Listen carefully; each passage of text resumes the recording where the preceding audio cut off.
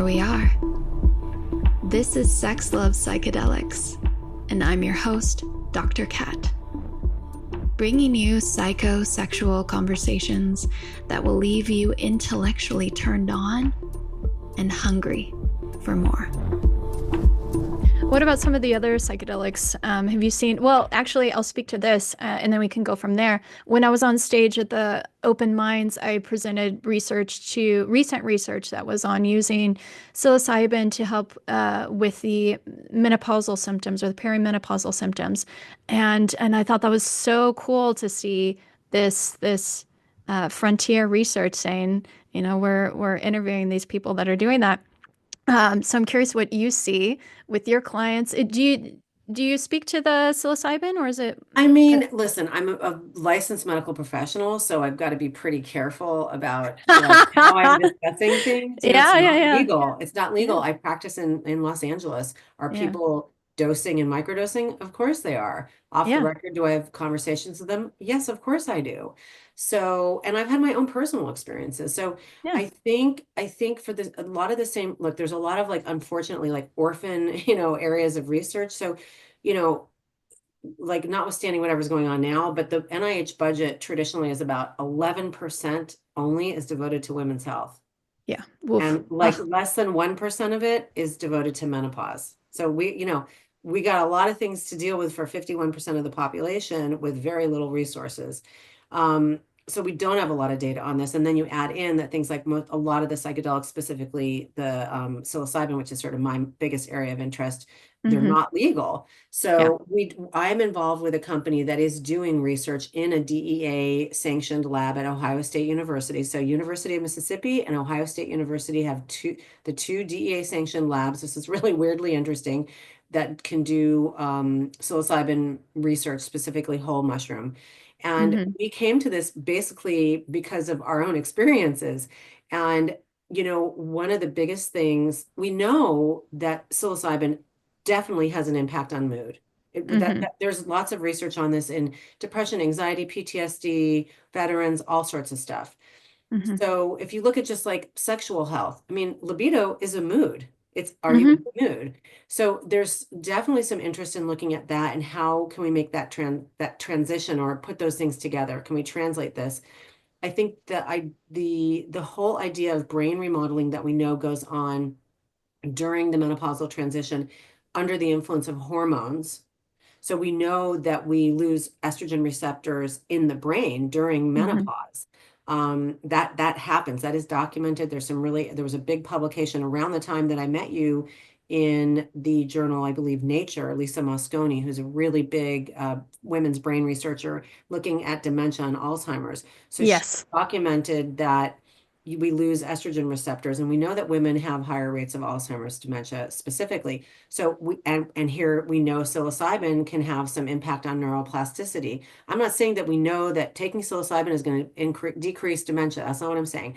But I think there's paths forward. And then if you look at pain and trauma and rewiring brain activity around that, again, we know PTSD has been positively impacted. So I think when you're looking at the sort of holistic view of the menopausal transition, I think there's a lot of potential for impact here, where I have seen it really benefit women. Again, this is on the down low and no trials have been performed. But theoretically, one could surmise that when you look especially at the mood disorder spike, with sort of what I call perimenopausal PMS, I have seen people manage that with microdosing very effectively. And it makes sense to me, right? Given everything I just said to you. So if you're looking at all these different things, because none of this is a one thing, right? We also know progesterone can help women who are having these big flares of PMS, that's associated with perimenopause. So I could go on and on. We could do 3 hours on this, but I think it's really interesting. I think also for me, one of the reasons that I love psilocybin is I love mushrooms. I love the idea of mushrooms. I love my personal experience with mushrooms. The idea of a fungus, I keep doing this. You can't see it under the camera. I love mushrooms because they do this. And I talked about it. The first thing I said to you, and networking, community, connection. Yeah. Mycelial network. Yeah.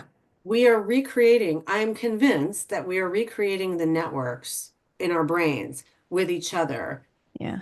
We are mimicking what we are consuming the mushroom. That's what the mushroom does. And we join in with it. This is Yeah. just going to sound however it's going to sound, but I truly believe this.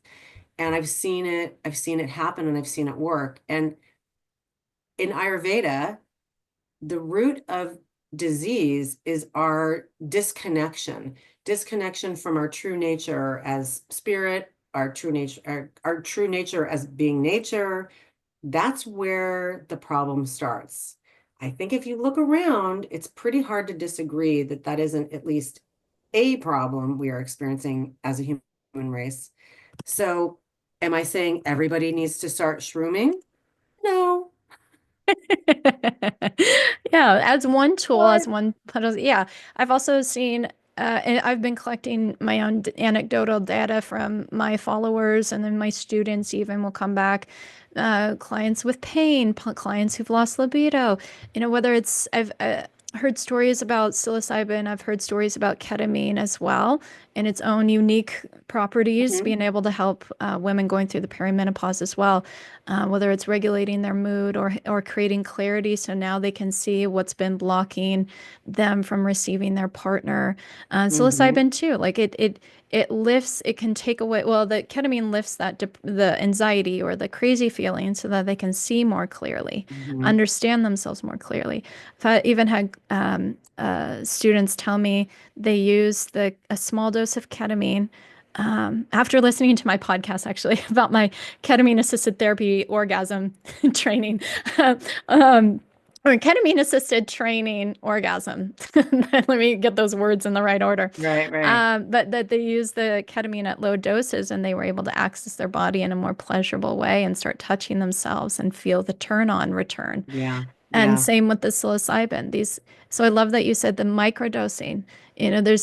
We need to have these conversations around the dose. The smaller dose is very effective. It's not about like take more and have a better effect. Right. That's like a whole other thing. I mean, and that's a whole other conversation, right? That's not for everybody. I think you need to be really supported, and that's a much bigger experience. And I think people need to understand that with microdosing, you're not getting high. You're doing all these things. You're helping to increase neuroplasticity, all the stuff that we just said in a very subtle manner. And yeah, it's been interesting to me. There's no published data on this yet. I mean, we're sort of looking at how to move in that direction. I'm pretty hopeful that we're going to be able to create an actual protocol so that we can do the research and publish the data. Like I said, we're very serious about this. Yeah. But these things take a lot of time. So, and we have a lot of obstructions in our way because of the legal issues. But it's so interesting to me. And I think it's really important for people to know that, Yeah, I mean, having these anecdotal stories is a way we can recognize there's something there. And so as medical practitioners, as a psychotherapist, as educators in this, to me, it would be unethical to not announce that there's something else there. And again, it's not for everybody, and going through the disclaimer of that, but there's more. Yeah. There's more that might be available to us, and and it's worth looking into. Well, that was fun. Thanks for tuning in, lovers. And if you want to experience more ecstasy and sexual liberation, head over to sexlovepsychedelics.com and learn about how you can join me for any one of my online or live events. And while you're there, grab my free guide on sex and psychedelics. Remember, this podcast is for entertainment and educational purposes only. Please contact your healthcare provider and local law before pursuing any of the products or psychedelics discussed. And one final note here. I make this show specifically for you. If you're loving the show, then be sure to leave me a review in iTunes or Spotify to let me know. Happy to be here and happy to serve. I'll see you next time on Sex, Love, Psychedelics.